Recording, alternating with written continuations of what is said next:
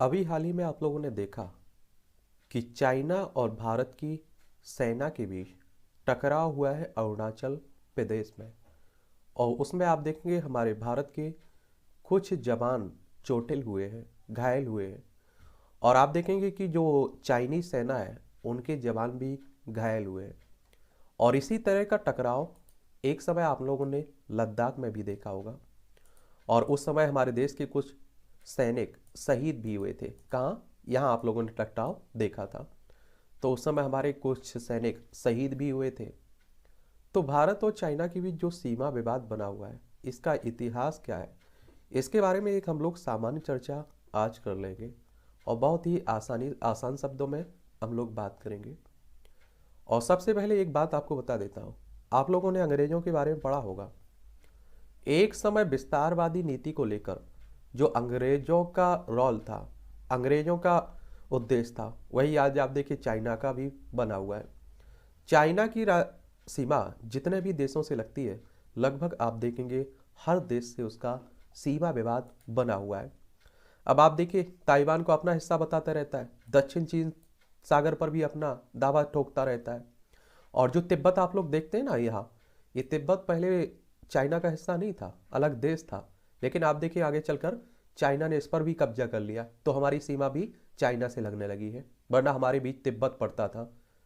ठीक है, तो ये भी याद रखिएगा। और आप देखेंगे तो हमारा जो लद्दाख है, आपका हिमाचल प्रदेश, उत्तराखंड, सिक्किम और अरुणाचल प्रदेश, 5 राज्यों की सीमा हमारी चाइना से लगती है। और चाइना की राजधानी की बात करें तो बीजिंग आपको देखने को मिलेगा। और इसकी आज़ादी की बात करें तो आप देखेंगे इसे आज़ादी मिली थी 1 अक्टूबर 1949 में। और हम लोग आज़ाद कब हुए थे? 15 अगस्त 1947 में। यानी कि हम लोग पहले आज़ाद हो चुके थे। तो ये भी आप लोग याद रखिएगा। एक और मैप आप लोग देखिए, ये आप देखिए अक्साई चीन है, ये हमारा हिस्सा है। लेकिन आप देखते हैं कि चाइना कब्जा किए हुए है। ये आप देखेंगे ये हिस्सा भी चाइना के कब्जे में है, पाकिस्तान ने इसे चाइना को दे दिया था। ये आप लोग देख रहे हैं ना, ये पूरा आप देखिए पाकिस्तान कब्जा किए हुए है, हमारा हिस्सा है। पीओके बोलते हैं इसे, ये हमारा हिस्सा है। लेकिन आप देखेंगे पाकिस्तान कब्जा किए हुए है। और आप देखिए यहीं से हमारी सीमा लगती है अफगानिस्तान से, तो ये भी याद रखिएगा। और ये लाइन ऑफ कंट्रोल है, एलओसी है। और ये आप लोगों को एलएसी देखने को मिलेगा, लाइन ऑफ एक्चुअल कंट्रोल। तो अगर हम लोग इनकी पहले सीमा की बात कर लेते हैं, जो हमारा प्यारा भारत है, कौन? ये भारत है। इसकी थलीय सीमा की बात करें, इस सीमा की बात करें, थल के द्वारा जो लगी सीमा है, ये आप लोगों को देखने को मिलेगी 15,106.7 किलोमीटर की है। स्थलीय सीमा की बात कर रहा हूं। और जो कुल 7 देशों से लगती है। इन 7 देशों में कौन कौन से है? हमारा पड़ोसी पाकिस्तान है, अफगानिस्तान है, चाइना है, नेपाल है, भूटान है, बांग्लादेश है और म्यांमार आपको देखने को मिलेगा। और जलीय सीमा अगर आप लोग देखें तो आप देखेंगे कि जलीय सीमा आपकी समुद्री सीमा 7,516.6 किलोमीटर लंबी समुद्री सीमा है। और ये आप देखते हैं कि यही आप लोग श्रीलंका को देख लेते हैं, मन्नार की खाड़ी, पाक जलमरू आपको यही देखने को मिलेगी। और अगर इनमें देखें तो बांग्लादेश से हमारी 4,096.7 किलोमीटर की सीमा लगती है। सबसे ज़्यादा सीमा हमारी बांग्लादेश से लगती है। आप देखिए पश्चिम बंगाल हो, चाहे फिर आपका असम हो, मेघालय हो, त्रिपुरा हो, मिजोरम हो, 5 राज्यों की सीमा लगती है हमारी बांग्लादेश से। सबसे ज़्यादा सीमा कितनी? 4,096.7 किलोमीटर की। और ये पहले पाकिस्तान का हिस्सा हुआ करता था बांग्लादेश, लेकिन 1971 में भारत पाकिस्तान के बीच युद्ध हुआ था और उसमें आज़ाद हुआ था आपका बांग्लादेश। ठीक है। और चीन के साथ अगर आप देखें तो 3,488 किलोमीटर की सीमा लगती है। किससे? चाइना से। यानी कि इस सीमा की बात हो रही है, यहाँ से लेकर पूरी यहाँ तक। ठीक है, ये आपकी 3,488 किलोमीटर। पाकिस्तान से देखें तो 3,323 किलोमीटर, नेपाल से 1,751 किलोमीटर और म्यांमार से 1,643 किलोमीटर, भूटान से 699 किलोमीटर, अफगानिस्तान से सबसे कम लगती है 106 किलोमीटर। सबसे बड़ी समस्या ये है कि आप देखिए कि हमारी जो सीमा रेखाएं हैं उसे हम तो मानते हैं, हम लोग बड़े शांति प्रिय लोग हैं। लेकिन आप देखें चाइना हो, ये मैकमोहन रेखा को नहीं मानता है, जो हमारे और चाइना के बीच रेखा बनी हुई है, सीमा निर्धारण करती है। और इसी तरह से पाकिस्तान रेड क्लिफ रेखा को नहीं मानता है। और आप देखिए वही हाल है आपके आस पड़ोस में, आप लोगों ने देखा होगा एक ऐसा व्यक्ति होता है जो हमेशा आप देखिए लड़ाई के लिए कोई ना कोई मुद्दा ढूंढता रहता है। और आपने देखा होगा कि वो कोई सीमा विमा नहीं मानता है, वो आपकी ज़मीन पर कब्जा करता रहता है। तो यही एक कर रहे हैं। आप देखिए चाइना कहता है कि यहाँ लद्दाख हमारा है, कभी कहने लगता है सिक्किम के पास हमारा है, कभी कहता है कि अरुणाचल प्रदेश पूरा हमारा है। और पाकिस्तान इसी तरह जम्मू कश्मीर को कहता है अपना है, लद्दाख को भी कहता है। यहाँ आप देखिए गुजरात के कुछ हिस्से को कहने लगता है हमारा है, पाकिस्तान के यहाँ पंजाब आप लोग देखते हैं, पहले पंजाब आप देखिए कुछ पंजाब का भाग पाकिस्तान में चला गया था और बाकी आप देखेंगे भारत में रह गया। तो पाकिस्तान पंजाब को भी अपना हिस्सा मानता है, कुछ हिस्सा तो वो भी है। अगर दोनों के बीच सीमा विवाद की बात करें तो चीन ये सीमा आप देखेंगे जो 3488 किलोमीटर लंबी सीमा लगती है जो चाइना से, ये सीमा 3 सेक्टर्स में बटी हुई है, ईस्टर्न, मिडिल और वेस्टर्न में बटी हुई है। ईस्टर्न सेक्टर में आप देखेंगे सिक्किम और अरुणाचल प्रदेश आपका आता है। कौन? सिक्किम और अरुणाचल प्रदेश आता है। और उसके बाद आप देखेंगे कि मिडिल में आप देखेंगे आपका मिडिल सेक्टर में हिमाचल प्रदेश और उत्तराखंड आता है। कौन सा? हिमाचल प्रदेश ये है और उत्तराखंड आपको देखने को मिलेगा। और वही अगर आप लोग ये 545 किलोमीटर सीमा है, वही वेस्टर्न सेक्टर में देखिए तो लद्दाख आता है जिसके साथ चीन की 1597 किलोमीटर की सीमा लगी। चीन अरुणाचल प्रदेश के 90,000 वर्ग किलोमीटर के हिस्से पर अपना दावा करता है, जबकि लद्दाख का करीब 38,000 वर्ग किलोमीटर का हिस्सा चीन के कब्जे में बने हुए हैं, अभी भी कब्जा किए हुए हैं। इसके अलावा 2 मार्च 1963 को हुए एक समझौते में पाकिस्तान ने पीओके के 5180 वर्ग किलोमीटर जमीन चीन को दे दी थी।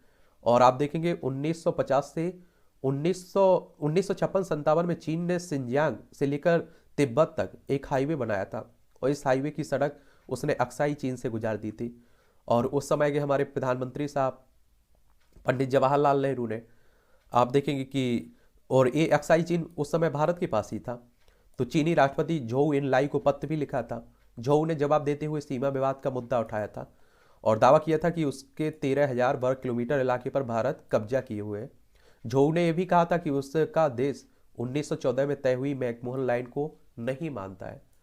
क्यों नहीं मानता है? और एक मैकमोहन रेखा क्या है? तो मैकमोहन रेखा या लाइन 1914 में शिमला में एक सम्मेलन होता है।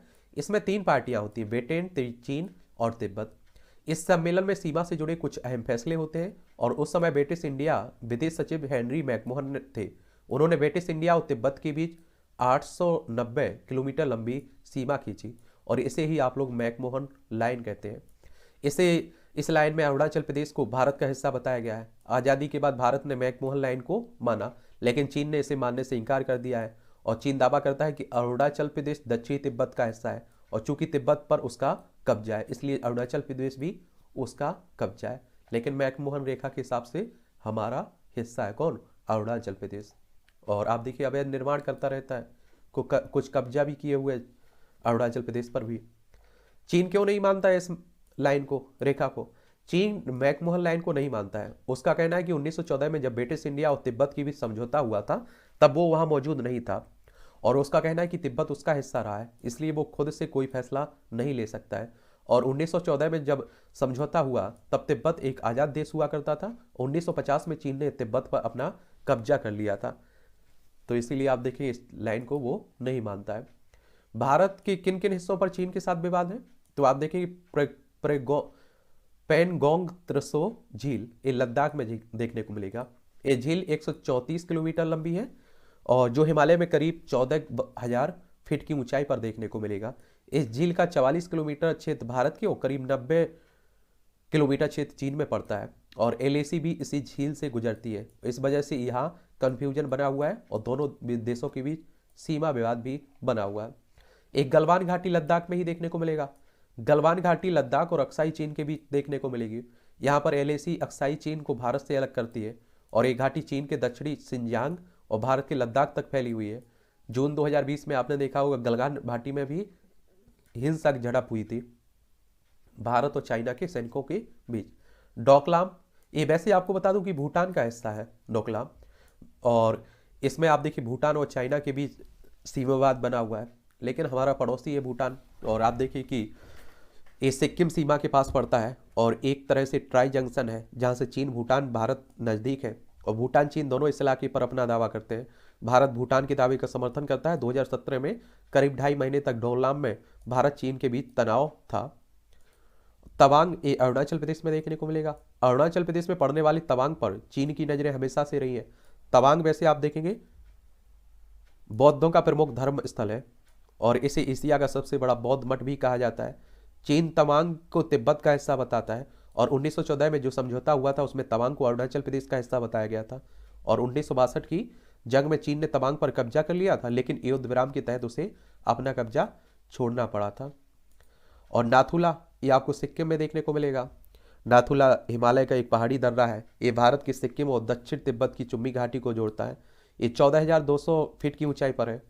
भारत के लिए इसलिए अहम महत्वपूर्ण है क्योंकि यहीं से कैलाश मानसरोवर यात्रा होती है ना, उसके लिए तीर्थयात्री गुजरते हैं। नाथुला को लेकर भारत चीन में कोई विवाद नहीं है, लेकिन यहाँ भी कभी कभी भारत चीन की सेनाओं में झड़पों की खबरें आती रहती हैं।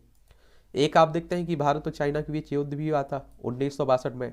भारत चीन के बीच युद्ध होता है। तो अक्साई चीन को लेकर 1962 में 20 अक्टूबर को चीन ने भारत पर हमला बोल दिया था और उस दौरान चीन के पास 80,000 सैनिक थे और भारत के पास केवल 22,000 सैनिक थे। और इस दौरान चीन की सेना 4 ही दिनों में अरुणाचल प्रदेश, अक्साई चीन और असम तक पहुंच चुकी थी। मगर इस दौरान 3 हफ्ते तक कोई लड़ाई नहीं हुई। तब चीन ने भारतीय सैनिकों को 20 किलोमीटर पीछे हटने को कहा, मगर भारत ने, आप देखेंगे, चीन के सैनिक भारतीय सीमा में 60 किलोमीटर तक पहले ही घुस आए थे और अब हम 20 किलोमीटर और पीछे नहीं हट सकते। इसलिए इसके बाद 14 नवंबर से चीन ने फिर युद्ध छेड़ दिया था। आप सोचिए कि हम लोगों से जितनी शांति हो सकती है उतनी हम लोगों ने की, और जब आप देखिए सिर से ऊपर हो जाए तो लड़ना स्वाभाविक सी बात है। तो यही होगा। और उस समय आप देखिए हमारी सेना बहुत पीछे थी, बहुत सारे संसाधन उपलब्ध नहीं थे, और कहते हैं वो युद्ध हारना पॉलिटिकल भी, आप देखिए, राजनीतिक फेलियर था, ना कि सेना का। सेना ने अपना कर्तव्य निभाया था। और वैसे भी आप देखते हैं कि हमारी सेना गर्मी हो, ठंड हो, बरसात हो, बर्फ़ जमी हो, हर समय अपना कर्तव्य निभाती है और अपना कर्तव्य निभाते हुए शहीद भी हो जाती है। लेकिन आप देखते हैं नेता उस पर राजनीति करते रहते हैं खूब। 21 नवंबर 1962 को चीन ने युद्ध विराम किया था। इस युद्ध में भारत के करीब 1400 सैनिक मारे गए थे और 1700 लापता हो गए थे और 4,000 करीब कुछ चीन ने बंदी बना लिया था। वहीं चीन के स्रोतों के अनुसार उसके 800 के करीब सैनिक मारे गए थे इस युद्ध में और 1500 के करीब घायल हुए थे। इसके बाद चीन ने स्वयं 21 नवंबर को युद्ध विराम घोषित कर दिया था। इस दौरान अक्साई चीन के 40,000 वर्ग किलोमीटर क्षेत्र को चीन ने अपने कब्जे में लिया। हालांकि वह अरुणाचल प्रदेश, असम के क्षेत्रों में स्वयं पीछे हट गए और इस युद्ध में सिर्फ थल सेना का इस्तेमाल हुआ था। भारत की हार हुई थी। तो आप सोचिए कि 4,000 सैनिक, कितने, 1400 सैनिक हमारे शहीद हुए थे इस युद्ध में। और हर समय आप देखते हैं कि खबरें आती रहती हैं शहीदी की, हमारे सैनिक कितने शहीद हुए, इतने शहीद हुए। तो यही है, आप देखिए, कहानी भारत और चाइना के बीच सीमा विवाद की।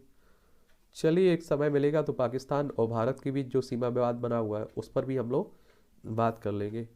और इस तरह के टॉपिक के बारे में एक सामान्य जानकारी आप लोगों को रखना चाहिए, मालूम होना चाहिए क्या चल रहा है।